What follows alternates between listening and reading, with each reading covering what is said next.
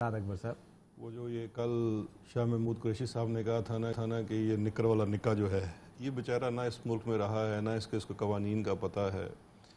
جو property declaration ابھی ہوا ہے assets declaration S A P Ms اور ایڈوائزرز کا کوئی قانون کوئی رول کوئی قاعدہ موجود نہیں ہے جو ان سے ریکوائر کرے کہ انہوں نے کیبنٹ کو ڈکلیئر کرنا ہے.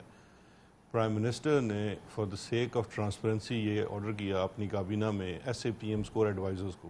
الیکٹڈ لوگوں کو کرنا پڑتا ہے ایز پر الیکشن رولز. ہمیں انہوں نے جب آرڈر کیا تمام ایس اے پی ایمز اور ایڈوائزرز نے ڈکلیئر کر دیے. وہ ڈکلیریشن کے بعد دوسرا حکم پرائم منسٹر صاحب کی طرف سے یہ آیا کہ ان کو پبلک کر دیا جائے. پبلک کر دیا گیا, سب احساس پبلک ہو گئے. اب میں یہاں پہ دو باتیں کہنا چاہتا ہوں. پہلے تو وہ جو حساب کر رہے ہیں نا کہ وہ قاضی صاحب کی وائف کا اوپر سوال کرتے ہیں, یہ دیکھیں ایک بڑی ایک اس وقت ایک آن گوئنگ کیس کے اندر پولیٹیکل سکورنگ کرنے کی کوشش کر رہے ہیں. وہ بڑا ڈیفرنٹ کیس ہے. وہ 3 جائیدادیں کیش ٹرانزیکشنز کے ساتھ خریدی گئی ہیں, انہیریٹڈ نہیں ہے. میری کوئی پراپرٹی نہیں ہے, میری وائف کی اپنی انہیریٹڈ اپنے والد کی طرف سے ان کی وفات پہ میری وائف کو ملا. وہ ٹیکس ڈکلیئر بھی کرتی ہے, وہ اپنے ٹیکس میں بھی ڈکلیئر کیا اور میں نے بھی اپنے ٹیکس میں ڈکلیئر کیا. اور اچھا آپ نے ٹیکس ڈکلیریشنز دی ہوئی ہیں؟ میں سن 1993 سے ڈکلیریشن دے رہا ہوں, کنٹینیوسلی دے رہا ہوں. اور اس میں یہ ساری پراپرٹیز آپ کہہ رہے ہیں ڈکلیئرڈ ہیں؟ جی ساری ہیں. اور بائی دا وے اگر آپ سارے ایڈوائزرز کا دیکھیں تو ایئر وائز کے مجھے پیسے دینے بنتے ہیں.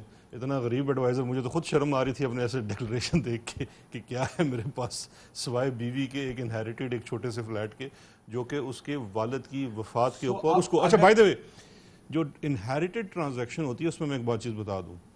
انہیریٹڈ ٹرانزیکشن یہ ہوتی ہے نا, وہ یہ نہیں ہوتی کہ آپ نے اپنے والد کی یا کوئی چیز بیچی اور پھر اس سے پیسے لے کے نئی چیز خریدی. That is not inherited.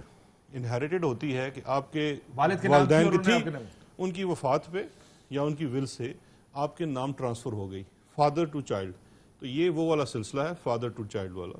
باقی میری وائف تو آپ اس کو بلاول صاحب کو بھیج دیں اپنے جو آپ کی ٹیکس. نہیں, میں تو ابھی ان کو دعوت دوں گا. پارلیمان اب شکر ہے میں پارلیمنٹ میں جا سکتا ہوں, تو پارلیمان میں ان کو دعوت دوں گا. میں اپنے اور اپنی 7 نسلوں کے اثاثے لے آؤں گا. یہ اپنے اور اپنی 7 نسلوں کے اثاثے لے آئیں, جس فورم پہ بیٹھ کے بات کرنا چاہیں. اور اگر ان کے پاس نہیں ہیں, میرے پاس سارے موجود ہیں. ان کے بھی پیٹرول لائن, ایف زیڈ سی, ٹیمپو گلوبل گین جس میں یہ خود شیئر ہولڈرز تھے, اس سے پہلے کے اثاثے, oil for food scheme, Spain کی پراپرٹیز, سرے محل, مابیا والا گھر. میرے پاس تو بہت کچھ ہے. میں تو بلاول صاحب کو آپ کے پروگرام سے کھلی دعوت دے رہا ہوں کہ وہ پارلیمان میں آئیں. میں ان کی پوری بات سنوں گا. میں ان کو پہلی باری دے دیتا ہوں, اس کے بعد انہوں نے حوصلہ کر کے بیٹھنا ہے اور میری بات سننی ہے. اور میں اسی ٹون میں ایسے پیار محبت سے بات کروں گا, پورے کاغذوں کے ساتھ ساری نسلوں کا حساب دے دوں گا.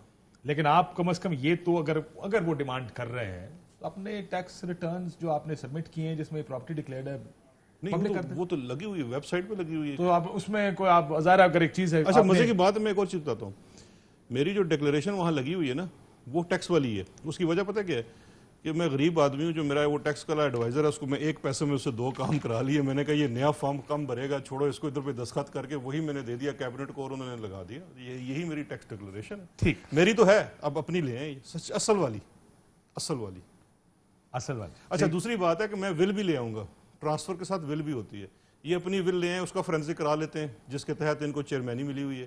میں یہ فلیٹ والی ول دکھا دوں گا, دونوں کا فورینسک بھی کروا لیتے ہیں. اچھا چلے بلاول صاحب کے لیے چیلنج انہوں نے کھڑا کر دیا ہے کہ جناب وہ کہتے ہیں کہ آ جائیں پارلیمنٹ کے اندر, کیونکہ پارلیمنٹ بیسٹ فورم ہے. آپ اپنا حساب کتاب اپنا ایسٹ ڈکلیریشن, ٹیکس ڈکلیریشن سب لے آؤں گا, یہ بھی لے آئیں. اور بلاول صاحب